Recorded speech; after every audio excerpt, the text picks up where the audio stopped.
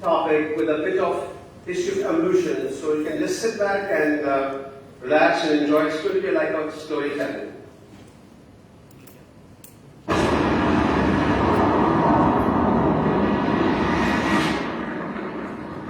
What is this? This happened 13.5 billion years ago. Sorry, 13.5 million years ago. What is this? Yeah, it's the Big Bang. So when the Big Bang happened, it released four things: matter, energy, time, and space. This is what is known as physics. This is physics. And it took another about 300 million years for the universe in which the matter and energy, they decided to join together to form what is known as atoms and molecules. This is known as chemistry. Okay, when the molecules came into being, in the beginning they were just empty structures, nothing in them. But as time passed by, they were given what is known as the code. This is the code of life. It actually shows us who we were, who we are, and who we may become. It was discovered, this miracle molecule was known as DNA. Discovered by these two great scientists, James Watson and Francis Crick. And they showed that each cell of a body has got these miracle molecules. And they're packed together. And if you put these miracle molecules in a straight line, all these miracle molecules in the body, the distance is about, if you travel from Earth to Sun 600 times, that is the kind of genetic material which we have. That is what is our makeup. So then another 3.5 billion years passed. The DNA scripts were written for every species by this adenine, thymine, cytosine and guanine. This is common to every species in this planet. But then the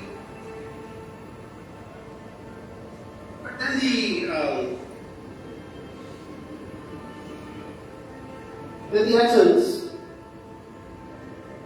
and the molecules, they join together to form what is known as organisms, and this is known as biology. And these organisms, they join together to form what is known as species. We had vertebrates and we had invertebrates. And from these vertebrates came down the mammalia. We belong to the class mammalia. And from there the primates, then our immediate ancestors, the Hominidae. And there were 12 logos of homos, the Homo erectus, the Homo longus, the Neanderthals. But these homos, they managed to kill the rest of the 11, and the only one which remained was the Homo sapien. That is us, the wise humans. The word Homo sapien means the wise humans. So we are all wise humans, aren't we? Yes or no? Yes. But time did not stop here, actually. The civilizations they developed, and it took about 12,000 years for the humans to do what is known as self-actualization. And after these 12,000 years, the age of the agriculture came in. So 5,000 years, the age of agriculture was there. And four distinct civilizations were involved in this. The Incas, the Indus Valley, the Egyptians, and the Mesopotamians. They were the era of the age of agriculture. But then, for the last 1,000 years, it was the era of scientific discovery. Three civilizations, the Muslims, the Europeans, and the Chinese, they were dominant in this. But time does not stop. It does not stop anywhere. And now we are standing at the crossroads of robotics, assisted intelligence, and genetics. So anybody who acquires the knowledge of robotics, machines, assisted intelligence, and genetics will not remain the Homo sapien. He will be converted into a Homo superior. So are you ready to become a Homo superior? Yes. No answer. Yes. Are you ready to become a Homo superior? Do you Yes. want to become superior human beings? Yes. Okay, let me take you through the journey of how to become a superior human being. And it will be on context what we do at King Edward Medical University. So, I'm going to talk about elevating the art of feeling through the Homo superior mechanisms. And this is the age of mutual creation. A new genesis. Humans and their thinking machines. So I'm going to talk about the robotics first. You know, when we were trainees, we were taught that big surgeons would make big incisions, mediocre surgeons would make middle-grade incisions, and small incisions were looked down upon. You are not allowed to make small incisions. Better than if you can't see, well, how are you going to operate? And there was a perception among the surgeons that that is what it is going to be. But at the same time, the patients, they wanted a safe surgery, a surgery with smaller incisions, with less pain, less blood loss, and a quicker recovery. So, the surgeons, they adopted, through their technology, with the help of technology, what was known as the minimal invasive surgery. And most of the surgeons, luckily, we were practicing minimal invasive surgery when robotic surgery came into being.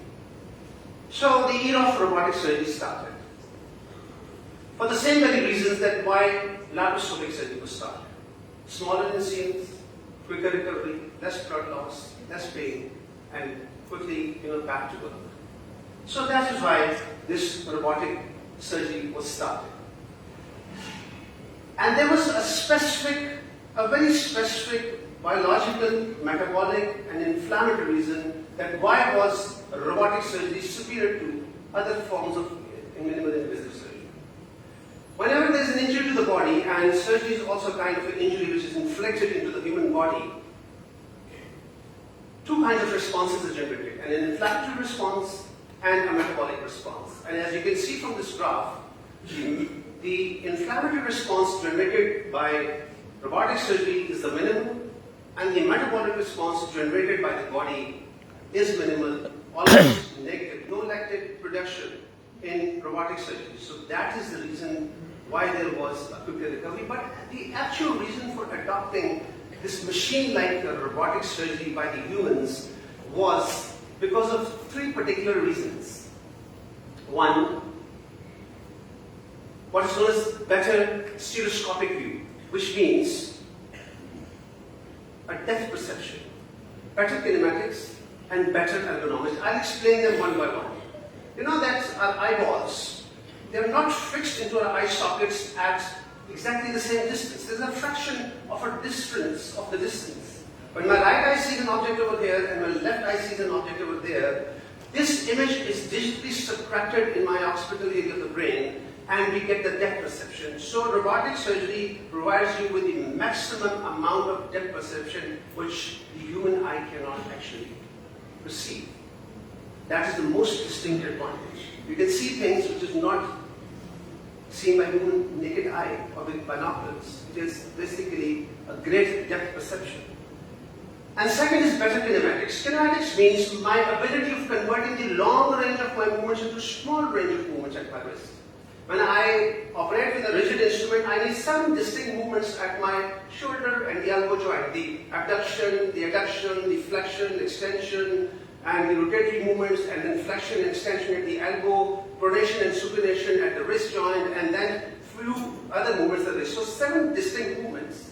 Whereas robotic surgery converts these small, large-scale movements into small range of movements to your movements of the wrist and the phalangeal joints and the interphalangeal and the metacarpophalangeal joints. So You can work into spaces which are not otherwise accessible with the help of rigid instruments, into the nooks and crevices of the human body, into the retroparietal areas, into the pelvis, into the thorax, into the supraphymal areas. A wide range of accesses there. So it is a better kinematic movements which you can actually acquire with the help of these machines.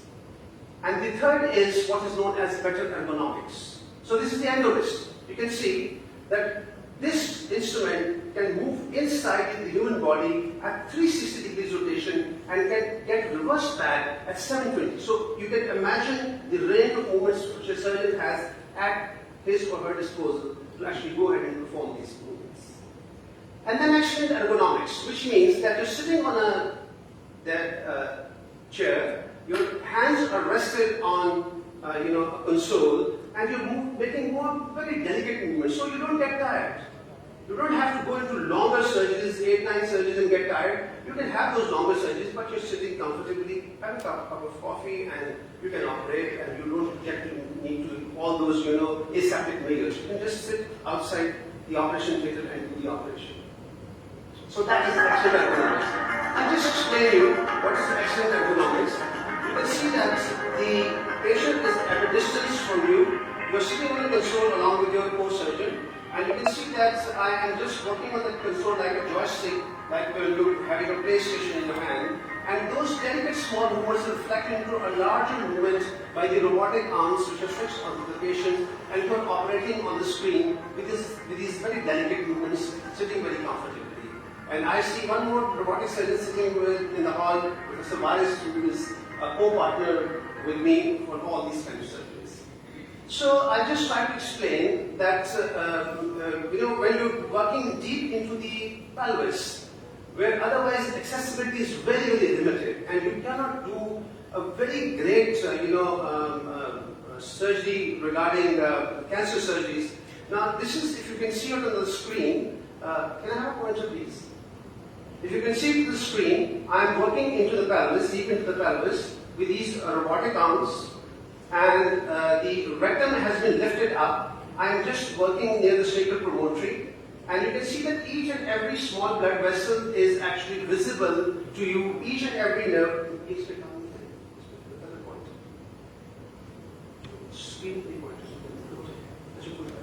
So you can see that the movements are very delicate. They are very sophisticated movements, just like if an artist is painting with his or her brush deep into the pelvis, and you can see that I'm moving down into the pelvis. The whole rectum and the mesorectum has been lifted up, and it looks as if you're operating on a cadaver. No, it is not. It's a live surgery going on. So I'm not going into the details of this video, but because it is a long video, but this is just to give you a kind of a sense of how, if you are well trained, and you are mastering a machine, and how a machine can actually replicate your efforts with great ease and with great precision and with great integrity, and you can do lots of other operations which otherwise were not possible. And the robots actually generate the statistical data for you very effectively. It gives you all the video coverage, everything is recorded. And if you can see, maybe if this can work on the screen, if you can see that there's a graph over here on the side. This artificial intelligence is built in the robot. So whenever I have got another patient to operate upon, I would feed in the data, the height and weight and the waist circumference of this patient into that robot, and the robot will actually guide me where to place my instruments, where to place my ports, where to place the equipment, where to place the machine. So this is a great help. It's like a coach mentoring you what to do next in the next operation.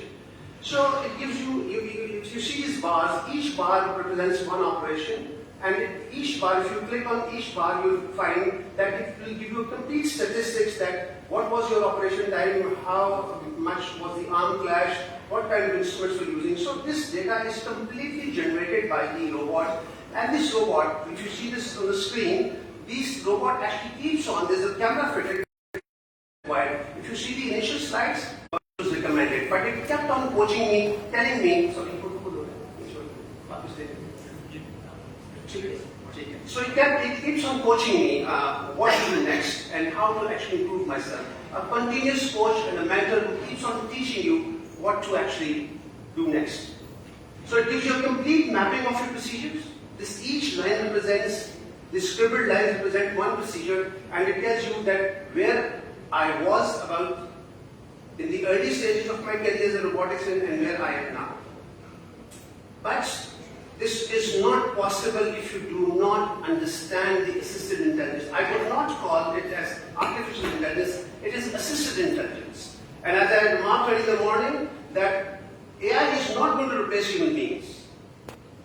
But human beings who know how to utilize AI will replace human beings who don't know that. So better learn that now. So at International Medical University, we have established our own school of artificial intelligence. This is the first type of school with a proper curriculum, a dedicated space where I teach myself because I have got a lot of interest in the AI. And we actually have the faculty members, the topmost people from all over the country who come and teach us about the AI, and the result is remarkable.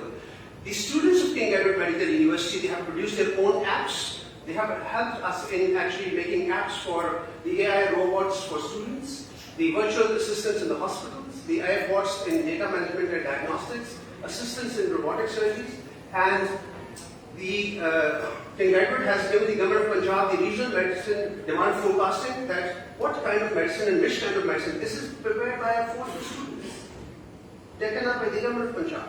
So that is the kind of brilliance which you have in your students. So you just have to actually encourage them to move forward. And you can see this is the AI predictive model for the pain eye outbreaks. And we have got our own dedicated department of telemedicine. When Professor Hamsud Gondal was the Vice Chancellor, he actually initiated that, and we just actually kept on doing that. There are 18 different disciplines of telemedicine through which we actually help out our patients. We have this is for all platforms, and this is a very effective use of AI for helping those patients who cannot come to the OPD. And we have actually documented our reduction in the OPD and emergency care patients because much of the answers are given through the direct two-way communications on all these platforms. The students have developed these apps. So through this, we have elevated the art of healing. But one important thing, the surgical apprenticeship, as I told you, my own experience, mentored by machines. The machines are the coaches. And I'll just share with you the tale of my two own trainings.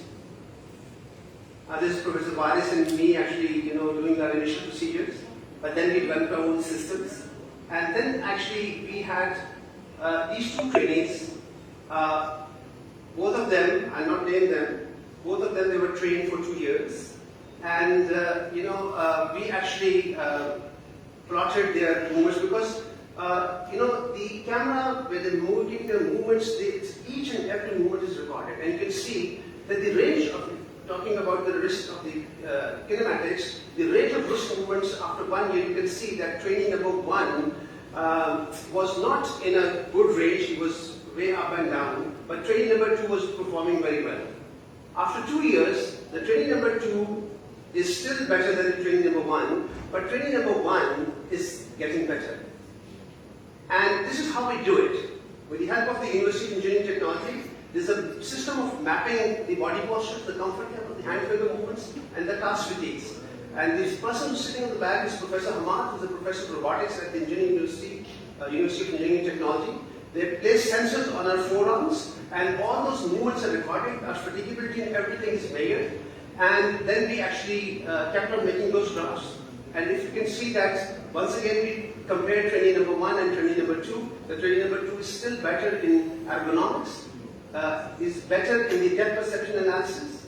And then I actually ran a comparative analysis of these two trainings, and you can see that in the beginning they were a bit different from each other. But if you can see right on the top, they're almost joined together. And I dared to put my own data against my own trainings. And the green line you see is their 65 years old mentor, which is me. And you can see that initially I was there on the top. I was in the depth perception and in kinematics, I was there better. But you can see that these young, trainees, they quickly surpass me. And if I see, this is basically a regression analysis, I can just see that in the third graph you can see that since I'm getting old, my joints are stiff, they have got much better ergonomics than me. So this predictive analysis, this regression analysis can actually tell me what is my time to stop surgery. And I've calculated that. I don't let anybody know that, but my time is there because it will tell me that when should I stop. So this is the power of the AI because this helps you a lot. So I'll skip this because the time is up, but just one thing, that molecular, because the mother of all sciences was known as anatomy for the last 400 years, but now for the last few decades, the mother of all sciences is molecular biology. So anybody who doesn't understand molecular biology is going to be definitely left behind. So King Edward developed its own biobank because I don't think that any university who doesn't have its own biobank can have the right to be called as a university. And we have our own genetic sequencing machines. This is our genetic sequencing lab over there. The master trainers are there.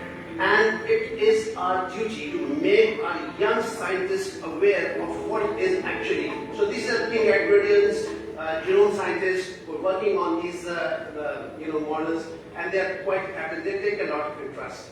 And one last thing, that always is a blame on the universities that they are not into research. But the King Edward Medical University recently has actually developed its own pattern automated dialysis machine. The faculty was very, so this is a machine, this is our 17th patent which has been actually approved by the FDA, and now we have marketed and the second version is coming to it. And he's a person, Dr. Irfan Munir, a professor of nephrology, who's done it. And so the future is there, the robotics, the AI, and the genome sequencing, that is there. And I'll finish my talk by saying, जो आलम इजाद में है साहिब इजाद, हर दौर में करता है तो वापसी का ज़माना, which means that anybody who is an innovator in this world, the whole world revolves around him. And I'm so thankful to my team. Thank you very much. Thank you very much, sir, for a very interesting lecture and taking us to the journey of molecules to machine. Our next speaker is Dr. Kerry.